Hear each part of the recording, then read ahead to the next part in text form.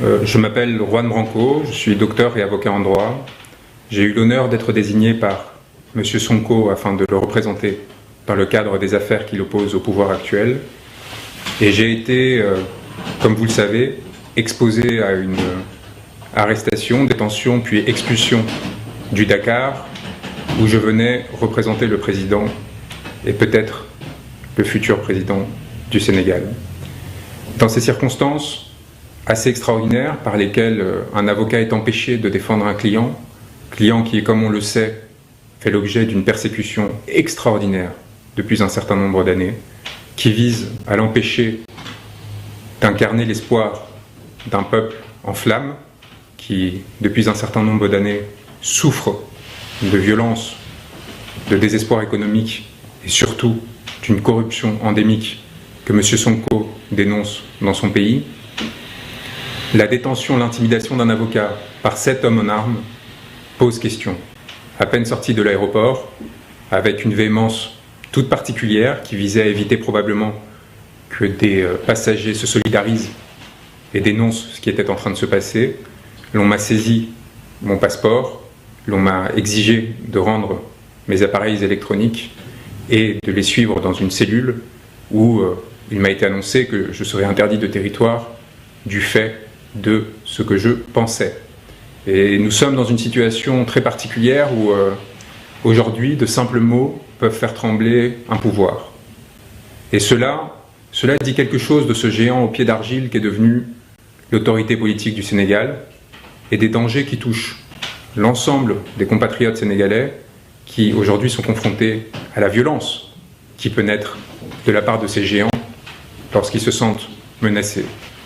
Le ministre de l'Intérieur m'a fait l'honneur d'un communiqué de presse par lequel il m'accusait d'avoir fait appel à l'insurrection au Sénégal et d'avoir qualifié son Excellence, Monsieur le Président de la République, je reprends ces termes, de tyran, avec une majuscule. J'avais en effet annoncé ma venue au Sénégal. Il me semblait important de partager avec le peuple, en amont de ma participation à ce procès, que M. Sonko m'avait désigné et me faisait confiance aux côtés de 30 confrères courageux, sénégalais, qui au quotidien ont à le défendre, qui au quotidien ont à subir les conséquences de leur engagement, y compris de la part d'un bâtonnier qui semble plus pressé de sanctionner les voies divergentes que d'essayer de protéger notre robe, à leur côté évidemment, pour éviter toute manœuvre de la part du pouvoir, et que dans le cas où le pouvoir tentait une manœuvre, comme ils l'ont fait, avec le soutien d'Élysée, car il est évident que Macky Sall n'a pas agi seul, qu'il est évident que Macky Sall, qui avait reçu 5 jours auparavant une délégation d'Élysée du Quai d'Orsay, n'a fait qu'agir sur ordre à l'égard non seulement de l'avocat de M. Sonko, mais aussi d'un opposant à la politique menée aujourd'hui en France par le président Emmanuel Macron, politique qui effondre notre pays et qui effondre évidemment les intérêts de nos alliés et des peuples avec lesquels on était habitué à travailler.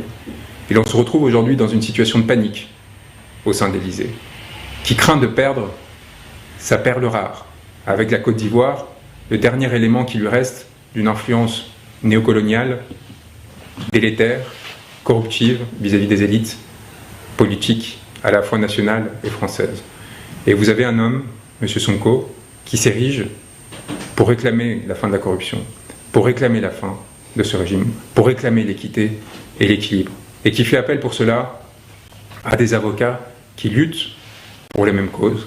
Et vous avez un président du Sénégal qui a la lâcheté et une telle crainte de cette alliance qu'il s'oppose à l'arrivée sur le sol de Dakar de cette personne. Et dans le même temps, vous avez un confrère français, auquel il est fait appel comme l'on faisait auparavant des sorciers blancs.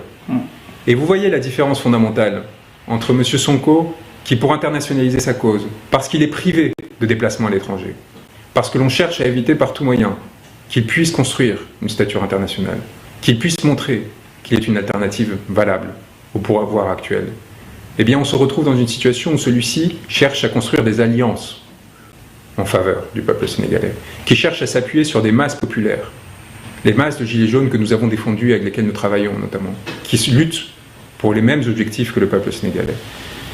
Et nous avons en face les vieilles manœuvres. On fait appel donc à une personne qui va venir représenter, cette fois, l'establishment français, l'Élysée probablement, et qui accepte, et c'est là quelque chose qui pour moi touche au déshonneur, accepte de plaider face à une salle vidée de ses avocats, qu'ils soient étrangers comme moi ou nationaux. L'ensemble des avocats de M. Sonko ont été empêchés de plaider sa cause lors du procès du 30 mars dernier. Et face à cette situation, alors que l'un de ses confrères a été refoulé, M. Sûr, Maître Sûr, mon confrère, plutôt que de refuser de plaider, plutôt que de s'indigner de cette situation, a tout simplement fait son office devant une cour vide, à la fois de Sens et des personnes qui étaient concernées, afin d'obtenir la décision tant attendue, demandée par l'Élysée, qui, voyant la perte potentielle, encore une fois, de son dernier point d'appui en Afrique de l'Ouest, avait décidé de tenter de calmer le jeu et imposer à Macky Sall une décision qui préserve l'éligibilité de M. Sonko, tout en le condamnant évidemment pour le déshonorer. Or, la réalité est très simple. D'une part, M. Sonko est parfaitement innocent. Le rapport qu'il a cité existe. Il a été enterré. Nous avons la preuve au sein du dossier lui-même. On a essayé de l'accuser de faux. C'est un mensonge. Premier point. Deuxième point, nous avions tous les éléments nécessaires pour faire annuler la procédure.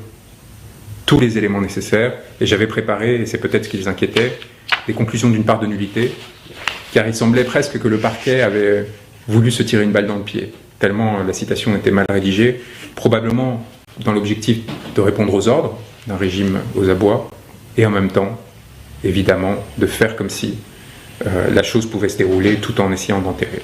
Nous avions des conclusions de nullité, nous avions évidemment des conclusions fin de relax, car ce n'est pas seulement que la procédure était nulle, c'est que M. Sonko était innocent.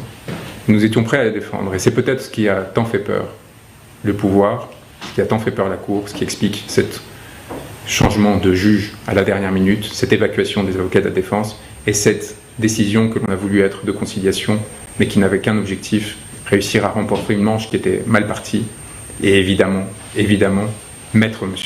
Sonko face à des contradictions potentielles dans son discours. Il n'en est rien, car ce qui se passe lorsqu'un pouvoir est déliquescent, c'est d'une part des effets de courtisanerie qui créent de la médiocrité. Et ce à quoi on a eu droit avec cet extraordinaire communiqué du ministère de l'Intérieur, c'est l'expression de cela. On passera sur la maltraitance de la langue française, alors que le Sénégal est un des lieux de haut vol de cette langue française, et qui aujourd'hui dans laquelle la langue française gît avec le plus de créativité, bien plus qu'aujourd'hui en France. Il y a aussi la justification qui est apportée.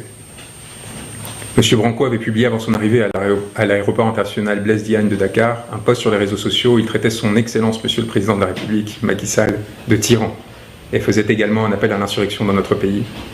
Devant ce comportement inacceptable de la part d'un citoyen étranger, il s'est vu refuser l'entrée dans le territoire national. Toutefois, Monsieur le Ministre tient à rappeler l'attachement de l'État du Sénégal aux valeurs d'hospitalité et de teranga qui ont toujours caractérisé notre pays, à condition qu'elles soient sous-tendues par le respect dû à nos institutions et nos valeurs démocratiques. Pardonnez-moi le sourire, mais on apparaît dans une situation où il n'est pas nécessaire d'évoquer la complaisance de ce gouvernement avec des personnes qui défendent des idéologies racistes et particulièrement infâmes. Non seulement la complaisance, mais selon certains, le financement au détriment du peuple sénégalais, de ces personnes qui sont invitées à la présidence de la République. On pense évidemment à Marine Le Pen, mais lorsqu'il s'agit par contre de s'assurer que pas une critique ne sera faite à l'égard d'un homme en fin de parcours, eh bien là, tous les moyens sont mobilisés. Eh bien là, il y a là quelque chose de l'ordre de la déliquescence dans cette façon de faire. De la déliquescence car d'abord, on a peur des mots. Les mots font peur au point de mobiliser des hommes en armes. Et là, il y a quelque chose qui devrait inquiéter. Et puis, la médiocrité de la justification et de ce texte montre que visiblement ce pouvoir n'arrive plus, s'il a un jour réussira à le faire, réussir à attirer des personnes de qualité et de valeur. Et donc, par ricochet, une interrogation qui va au-delà des partisans de M. Sonko, qui va au-delà du PASTEF et qui s'adresse à l'ensemble des Sénégalais. Est-ce que d'une part,